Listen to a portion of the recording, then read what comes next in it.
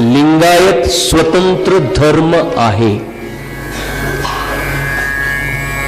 लिंगायताला समानार्थी शब्द फक्त लिंगायतच आहे. सरकारकडे मागत असताना लिंगायतच मागा, दुसरं काही मागितल्यावर केस होते आपल्यावर. तुम्ही म्हणसाल आज का बोललाय, मी सांगतो दुसरं जर काही मागितलो आम्ही तर दॅट इज टोटली अनकॉन्स्टिट्युशनल. कारण पिंडीतून कोण जन्माला येत नाही, त्यानं जर आमचा बाप आहे म्हणून सांगितलो हातकड्या बसतील. कारण आमच्या संविधानात लिहिलंय की विज्ञाननिष्ठ दृष्टिकोन विकसित करणं हे भारतीय संविधानाचं कर्तव्य आहे. आणि अंधश्रद्धेनं बरबटलेला विचार जर तिथं सांगितलो तर आपल्या धर्माला मान्यता मिळणार नाही, मारतील धरून आपल्याला.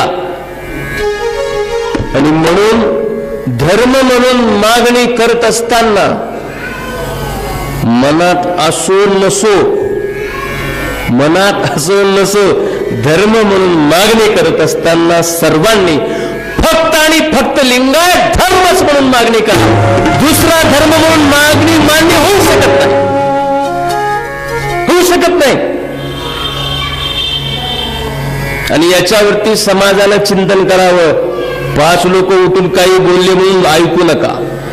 50 लोक का म्हणतात ते बघा, संविधान का म्हणते ते बघा, न्याय प्रणाली काय म्हणते ते बघा, परिस्थितीजन्य पुरावे काय म्हणतात ते पहा.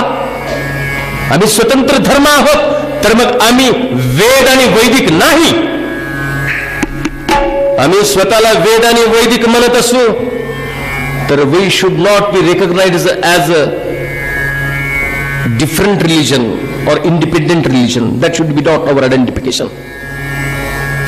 आणि वैदिक नाही आहोत. वेद आणि वैदिक आमचे क्रमांक 1चे शत्रू आहेत.